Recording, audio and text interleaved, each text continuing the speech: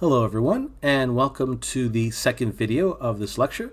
Now, we've already talked a little bit about basically doing some motion tweening when it comes to animation for position, scale, and rotation. So that's stuff we've already been familiar with. The one thing we didn't go over before was opacity. Now this takes a little bit more elbow grease to get into this, so that's one of the reasons why I wanted to take a moment to get ourselves accustomed to this.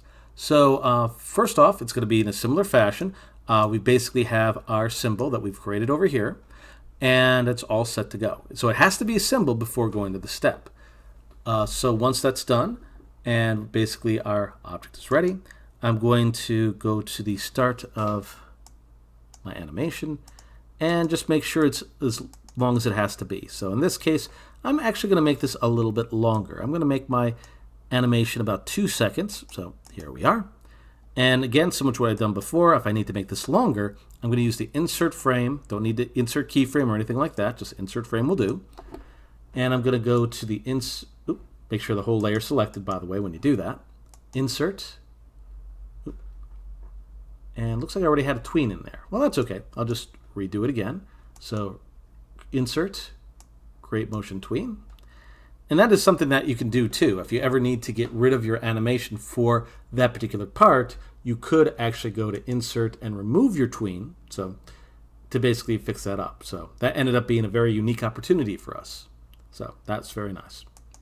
Okay, now to actually add a fade effect, because I'm going to have this fade in and then fade out, this is what you need. You basically select your object like so, go to properties, and you'll need to go to an option called color effects. Now most of the time this usually should be off like so, but right now if I hit the drop down and I hit the drop down over here, you'll see a couple options like brightness, tint, advanced, and alpha. You only need to change alpha in this. So instead of calling it opacity, they call it alpha instead. And the alpha was already put to 0, so that was a bit of a surprise there, but that's okay. So I'm just basically going to put this to 100%, and you'll notice the keyframes change there immediately. So what I'm going to do with this is I'm going to basically have it here for a little bit, and then I'm going to have it fade out. So the way that can happen, well, actually, let's fade this in first. So this will be helpful when we do the assignment. So we're going to change the alpha at frame 1 to 0. And we're just going to have this stay here for a full second, as you can see, and it fades in. No other keys, so no other changes. Now, if you want this to stay here for a little bit, which is definitely going to be a good idea, we are going to basically move where we want the animation to start. So that's going to be maybe around frame 40 will do. Maybe frame 36 would be better. Okay. And once again, we select our object. And to just add a key here, because again, this is all automatic, simply change the number to anything else and then change it back to 100%.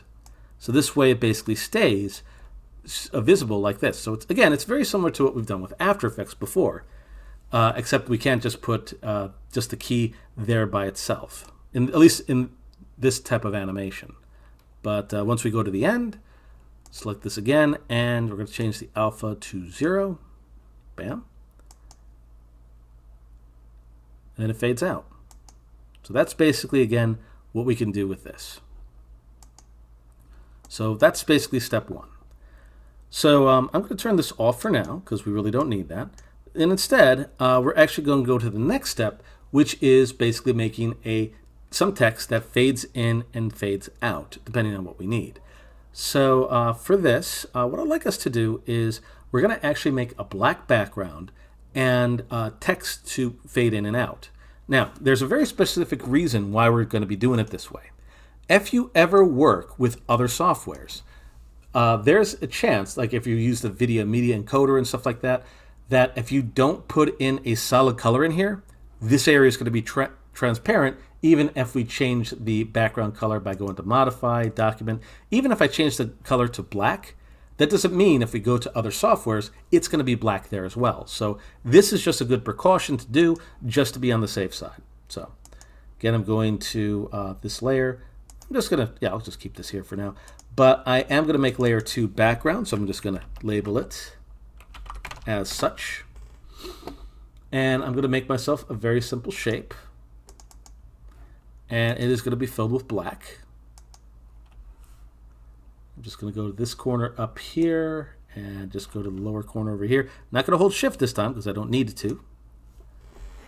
And yeah, that's basically how big the object is. I can double click this like so. And if it's a little bit too big or too small, I can change the adjustments over here. So I think it'd be 1280 by 720.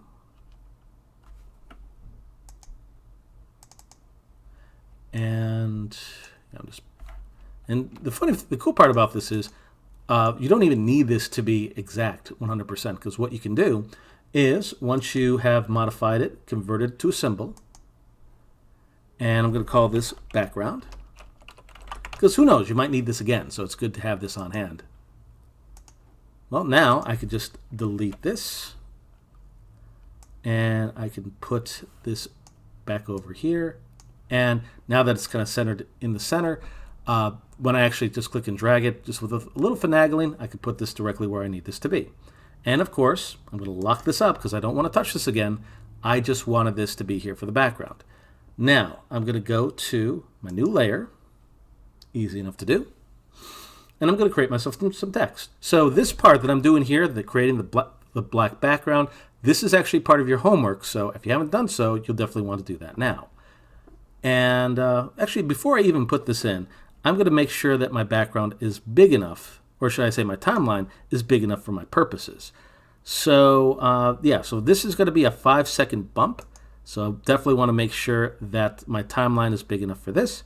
So I'm going to the 5-second mark over here. Thank goodness you could see this relatively easy. Although if you needed the frame, it would be about 120. So if I just go right click over here, insert frame, bam, you can see it's 120 over here, perfectly done.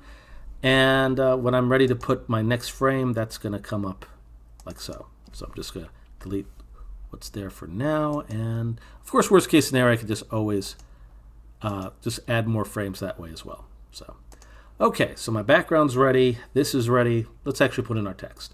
The text I'd like you to put in here is the following. Oops. And we're going to call this motion test. And that's going to be the first line. And I'm going to make that bigger, by the way. Let's see if I can go into my properties here. Yeah, no wonder this is so tiny, because the font size is ridiculously tiny itself. Let's put this at 30 for now. Did I say 30? I meant 60. There we go. So we'll call this Motion T test for Motion Tween test. And then underneath here, you'll put your name. And my name, of course, would be John Stephan. Okay. And what we'll do here is if there's anything that needs to be adjusted and changed, we still can do so at this time. So, for example, I don't think a Roman, Times New Roman would be appropriate for this because, again, this is going to be one that's going to be seen most likely digital. So I think another type of font would work better. So let's see. Now, but just a heads up, I am working with a PC, so I might not have access to some of the fonts that you might have. Yeah, Arial will be fine for me. If you do want to go with Helvetica or something like that, if that is on your computer, you can go with that as well. Just make sure that it's appropriate. And if you remember from my lecture before, I would strongly discourage using Comic Sans. And I can already see that someone is probably going to use Comic Sans just for fun, but I wouldn't recommend it. Especially if you're going to be doing motion graphics. Unless there's a reason why you're doing it, I would definitely not recommend that. So I'm going to use the paragraph area over here. Because, again, this actually has a lot of the elements that you might see in other softwares. I mean, it doesn't get as deep as a lot of them do. But the main first aid, you'll be able to work with this pretty well. But anyways, so that's already done. This is put in the middle. Just realized my font is filled with black, so that ain't going to work. But that's okay, because I could just select the whole shebang, change this to white. Perfect. And just put it in the middle like so.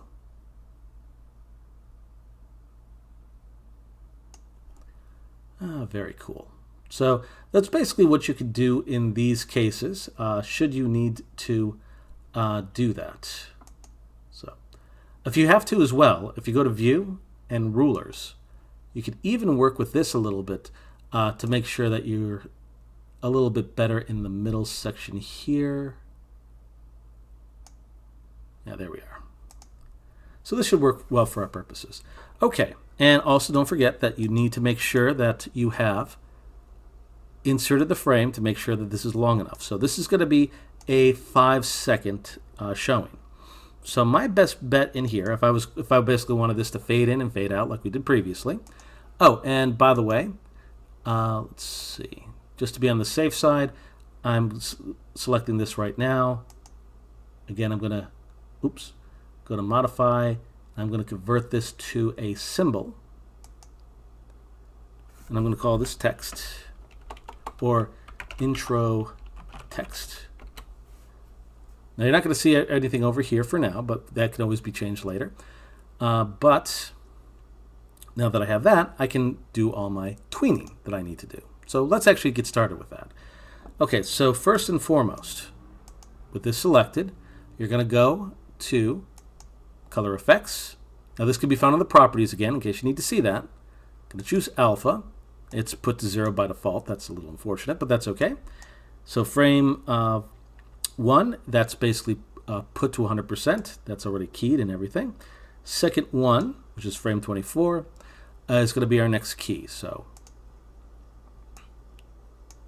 there we are. Oop, almost forgot. Important step. Insert, create motion tween. Gotta need that, otherwise that ain't gonna work. But that's okay. Now we have that set up. Okay. So with this, I'm just basically moving this back and forth. That should make my key. It does. Go to my first key again. Moving this back, and yeah, if everything works well, I should hit play, and there's my fade in.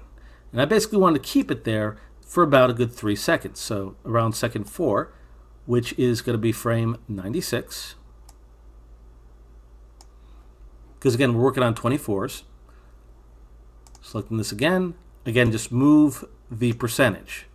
Yeah, so again, it is going to stay at 100%, but once you move this a little bit, your auto key will kick in and add the key immediately, making that a lot easier. And then you just basically move this all the way to the end. And once again, you select this, change the alpha to 0. And with that, you have your fade in and your fade out. That's pretty much all there is to it. So if you're able to basically make a fade in and fade out like what you've seen over there, then congratulations, you have probably finished about a third of your homework right there. The harder part is going to be the character, but we'll get into that shortly. So this is getting a little bit long as well, so I am going to stop the recording at this time. With the next one, going to be focusing on how rigging works, and then actually rigging the character itself. So, all right, I'll see you on the next one.